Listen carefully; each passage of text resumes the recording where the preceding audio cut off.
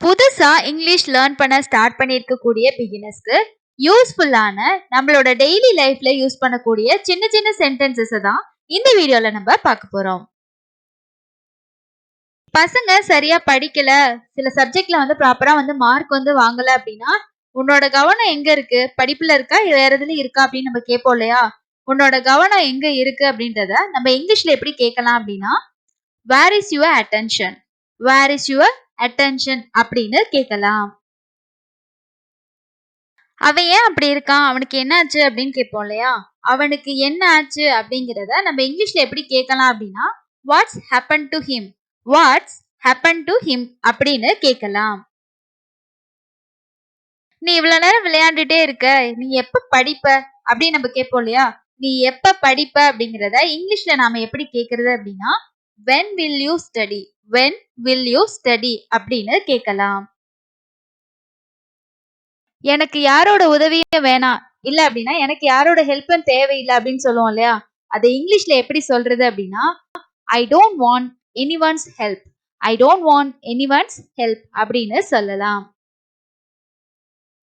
யாராவது ஒரு கேம்ல நல்லா சூப்பரா விளையாண்டாங்க அப்படின்னா, நீ எப்படி விளையாட கத்துக்கிட்ட அப்படின்னு கேட்போம் இல்லையா?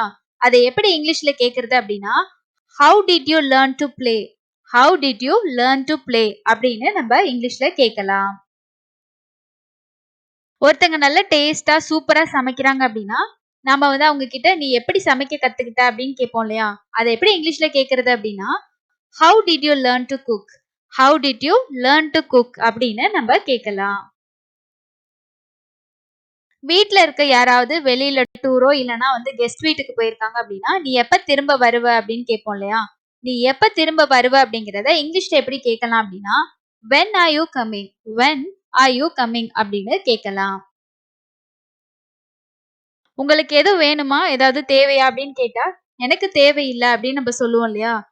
சோ அதை எப்படி இங்கிலீஷ்ல சொல்றது அப்படின்னா, not required, not required அப்படின்னு சொல்லலாம். எந்த சூழ்நிலையில உன்னோட பொறுமையை இழந்துடாத அப்படின்னு சொல்லுவோம் இல்லையா? பொறுமையை இழந்துடாத அப்படிங்கிறத நம்ம இங்கிலீஷ்ல எப்படி சொல்லலாம் அப்படின்னா, don't lose your temper, don't lose your temper அப்படின்னு சொல்லலாம். அவங்க பிரச்சனையில நீ தலையிடாத அப்படின்னு சொல்லுவோம் இல்லையா?